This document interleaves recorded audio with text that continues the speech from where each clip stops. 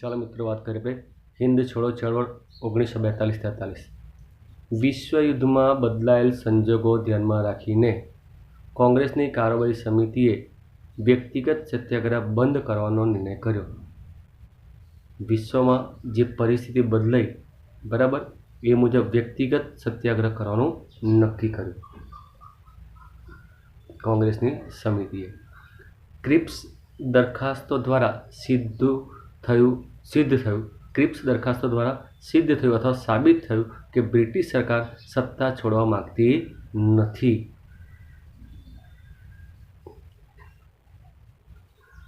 તથા હિન્દુસ્તાનને સ્વરાજ આપવાનો તેનો ઈરાદો ન હતો. તે હિન્દની પ્રજાને છેતરવાનો પ્રયાસ કરે છે તેવું લાગતા ભારતીયો હતાશ બની રોષે ભરાયા.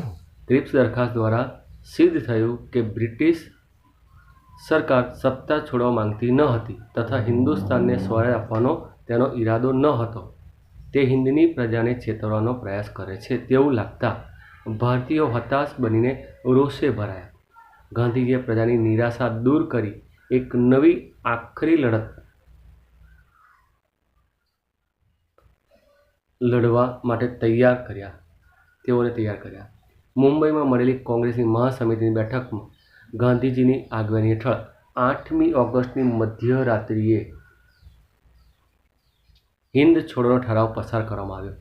ઠરાવના બીજે દિવસે વહેલી સવારે 5 વાગતા જેટલા બી કોંગ્રેસના પ્રતિનિધિઓ હતા એ બધા ગાંધીજી, વલ્લભભાઈ પટેલ, જવાહરલાલ નહેરુ, મૌલાના આઝાદ ઉપરાંત દેશના અગ્રણી કોંગ્રેસના નેતાઓની ધરપકડ કરવામાં આવી.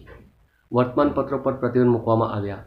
પ્રાંતિક અને જિલ્લા કક્ષાના કોંગ્રેસી નેતાઓને પણ પકડી લેવામાં આવ્યા. પ્રાંતિક અને જિલ્લા જે તે રાજ્યના અને જિલ્લાઓના કોંગ્રેસના પ્રતિનિધિઓને પકડીને નેતાઓને જેલમાં પૂરવામાં આવ્યા જેથી કરીને લડત આગળ ન વધે. ગાંધી સહિત બધા દેશના નેતાઓની ધરપકડને પરિણામે દેશના શહેરો તથા ગામડામાં એકાએક સખત હડતાલો પડી અને ગાંધીજીએ કહેલું કે આઝાદી માટેની મારી આ અંતિમ લડત છે અને તે માટે લોકો બધું જ બલિદાન કરવા તૈયાર રહે. તેમનું સૂત્ર હતું ડુ ઓર ડાય, કરેંગે યા મરેંગે.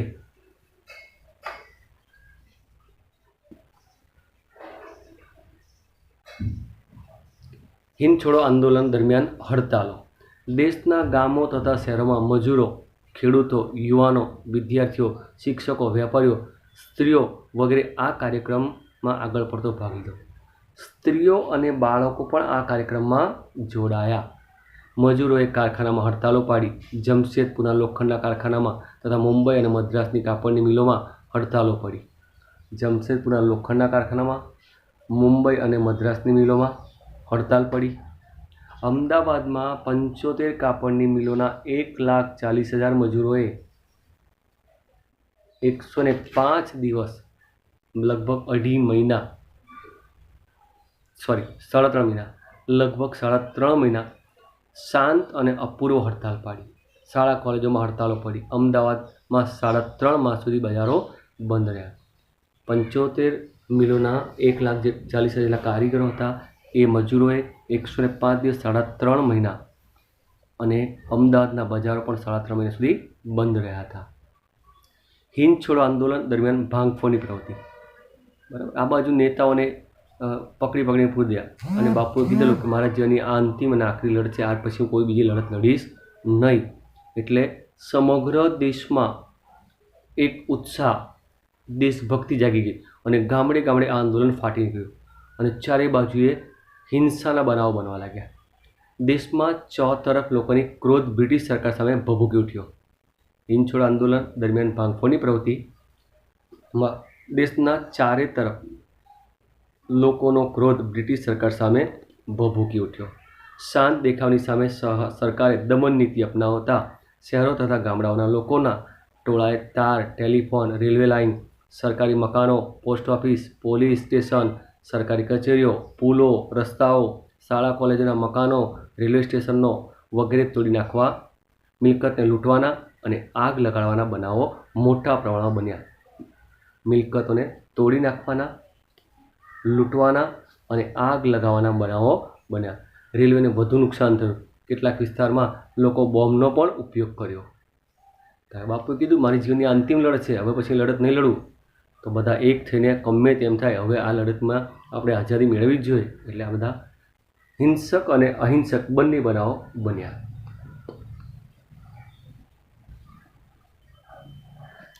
લડતને કચડી નાખવા નિષ્ફળ પ્રયાસ.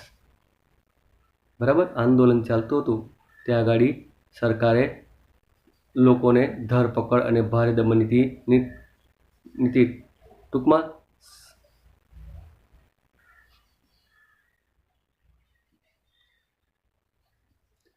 લડતને કચડી નાખવામાં સરકારની નિષ્ફળતા.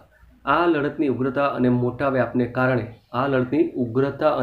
વ્યાપને કારણે આખા દેશમાં ફેલાઈ ગયેલી લડત. કારણ સામુદાયિક ધરપકડ અને ભારે દમન નીતિથી ટૂંકા સમયમાં સરકારની કચડી નાખવાની નીતિ પાર ન પડી. આખા દેશમાં ઠેર ઠેર ખૂબ મોટા પ્રમાણમાં લડતો ફેલાવો, ભાંગફોડ દ્વારા સરકારી તંત્રને ખોરવી નાખવાની પ્રયાસો થયા. 70,000 કરતાં વધારે લોકો જેલમાં પૂર્યા. આ ચળવળ દરમિયાન 538 વાર 70,000 કેટલા લોકોને જેલમાં પૂર્યા? 538 વાર ગોળીબાર કરવામાં આવ્યા, જેમાં એક અંદાજ મુજબ સરકારી અહેવાલ મુજબ 1028 લોકો મૃત્યુ પામ્યા. 3200 જેટલા લોકોને ઈજા પહોંચી. અમદાવાદ અને પટણામાં ગોળીબાર કરતા વિદ્યાર્થીઓ મૃત્યુ પામ્યા. વિદ્યાર્થીઓને બી એમણે નહીં છોડ્યા, વિદ્યાર્થીઓ બાળકો પર બી એ લોકોએ ગોળીબાર કર્યા. આ લડતમાં લોકો જે વ્યક્તિગત તથા સામૂહિક વીરતા બતાવી તેથી વિશ્વની સાથે બ્રિટિશ સરકાર પર પણ એવી છાપ પડી કે હવે વધુ સમય ભારતમાં તે પોતાનું શાસન ટકાવી શકશે નહીં. આવી એમને ખ્યાલ આવી ગયો. ચળવળમાં લોકો સ્વયંભૂ ચળવળ ચલાવી. હિન્દ છોડો શબ્દ લોકોએ સ્વયંભૂ ઘોષણા દ્વારા અપનાવ્યો. આ સૂત્રથી ડોમિનિયન સ્ટેટ સંસ્થાનિક જે સ્વરાજ હતી એને જે વિચાર હતો એ અદૃશ્ય થઈ ગયો. માત્ર પૂર્ણ સ્વરાજ જ જોઈએ તે માટે કટિબદ્ધ થયા. ત્યારબાદ 5 વર્ષે ભારતને એટલે કે 1947માં આઝાદી મળી. હવે આ આઝાદીની એક બાજુ લડતની વાત કરીએ તો ગાંધી બાપુની અને મિત્ર, તો બીજા એવા બી નેતાઓ હતા કે જે દેશની બહાર રહીને દેશની આઝાદી માટે લડત લડેલા. અને એમાં એક હતા સુભાષચંદ્ર બોઝ, જેઓ વિદેશમાંથી સેના બનાવીને ભારત પર આક્રમણ કરી ભારતમાંથી અંગ્રેજોને કાઢવા માંગતા હતા. ચાલો મિત્રો આપણે વાત કરીએ આઝાદીની ફૌજ અને સુભાષચંદ્ર બોઝ.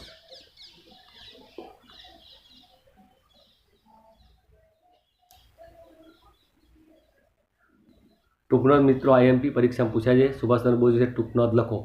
સુભાષચંદ્ર બોઝનો જન્મ ઓડિશા રાજ્યના કટક શહેરમાં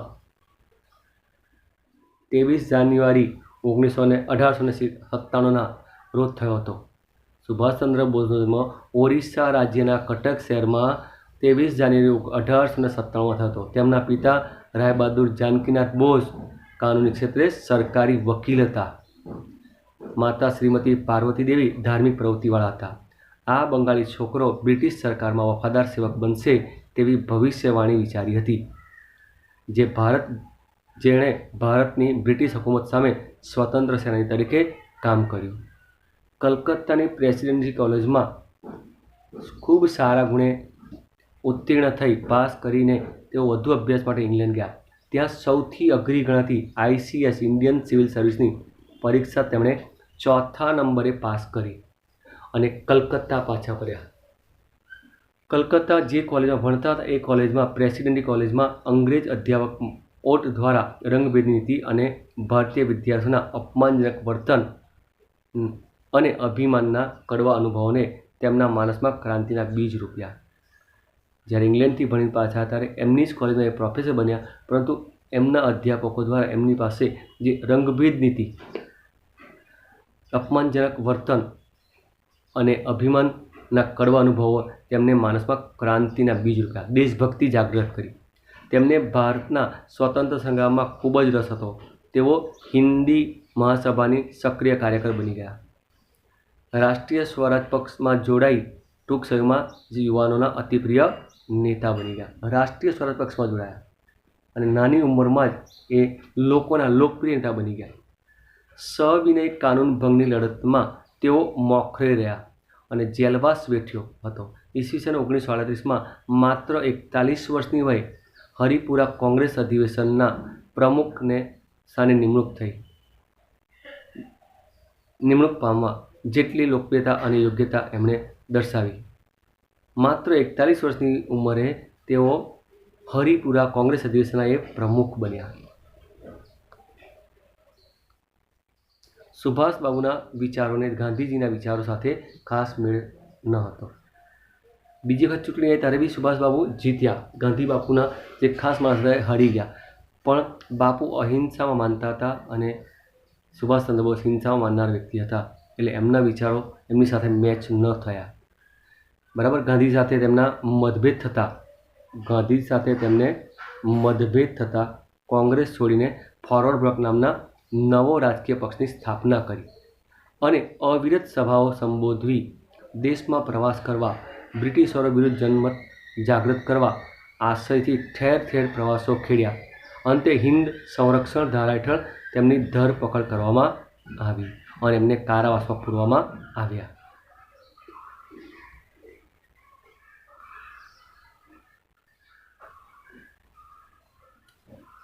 કારાવાસમાં એક રાજકીય કેદી તરીકે તેમની સાથે અયોગ્ય વ્યવહાર થયા. તેમણે આમરણત ઉપવાસ કર્યા અને તેમની તબિયત લથડતા તેમને પોતાના નિવાસસ્થાને નજર કેદ રાખવામાં આવ્યા. પરંતુ તેઓ પઠાણના છુપાવેશે કલકત્તાથી Peshawar, Kabul, Iran, Russia, Berlin પહોંચ્યા 28 માર્ચ 1942. જર્મનીમાં તેમનું ભારતીયોએ ઉષ્માભર્યું સ્વાગત કર્યું. બર્લિન રેડિયો પરથી તેમણે પોતાના દેશ બાંધવોને બ્રિટિશ સામે જેહાદ લગાવવા અનુરોધ કર્યો. જ્યારે જર્મની પહોંચ્યા ત્યાંથી બર્લિનમાં એમણે રેડિયો પર જાહેરાત કરી અંગ્રેજોને આપણા દેશમાંથી ઉખાડી ફેંકવાની. ત્યારે અંગ્રેજોને ખબર પડી કે સુભાષચંદ્ર બોઝ તો ભાગી ગયા છે. જર્મનીમાં હિટલર સાથે ભારતની આઝાદી વિશે ચર્ચા કરી. તેઓએ પહેલાં રોમ અને પેરિસમાં સ્વતંત્ર ભારતને લગતા લશ્કરી એકમો સ્થાપી તેમાં 3000 ભારતીયોની ભરતી કરી. ભારતમાંથી છટકીને જાપાનમાં વસેલા હિન્દી ક્રાંતિકારી નેતા રાસ બિહારી બોઝ બધા મંડળોને સાંકળતી એક સંસ્થા ઇન્ડિયન ઇન્ડિપેન્ડન્સ લીગ નામે મધ્ય સંસ્થા સ્થાપી. તેમણે ભારતની સ્વાધીનતા પ્રાપ્ત કરવા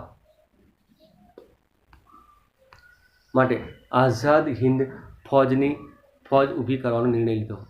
તેમાં વિશ્વના જુદા જુદા દેશોમાં વસતા હિન્દીઓ જેવા કે મલાયા, જાપાન, ચીન, સુમાત્રા, જાવા, હોંગકોંગ, બોર્નિયા, અંદમાન, બ્રહ્મદેશ વગેરે જગ્યાએથી 100 જેટલા પ્રતિનિધિઓએ હાજરી આપી. જેમાં જાપાનના હાથમાં યુદ્ધ કેદી તરીકે પકડાયેલા મોહનસિંગે આ પરિષદમાં હાજરી આપી, જેમાં રાસ બિહારી બોઝ પ્રમુખ પદ તરીકે ચૂંટાયા.